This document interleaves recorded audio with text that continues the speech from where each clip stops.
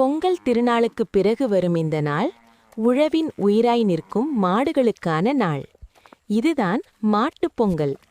நெல் வயல்களை உழுது நம் பசியை போக்கும் பயிர்களை வளர்க்க தன்னலம் பார்க்காமல் உழைத்த பசு எருதுகளுக்கு நன்றி சொல்லும் நாள் இது.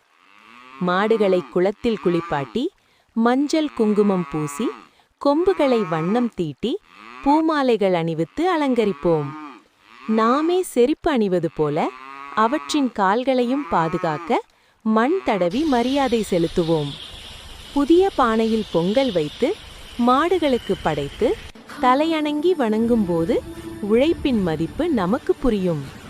இந்த நாளை நீங்கள் தவறவிட்டிருந்தால் மிஸ்ஸிங் என்று கமெண்ட் பண்ணுங்க. இப்போதும் இந்த மரபை கடைபிடித்தால் அது கடவுள் தந்த வரமாகும்.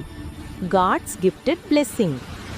உழவுக்கும் மனிதனுக்கும் துணையாக இருக்கும் இந்த மௌன உழைப்பாளிகளுக்கு நன்றி சொல்லும் நாளே மாட்டுப் பொங்கல்.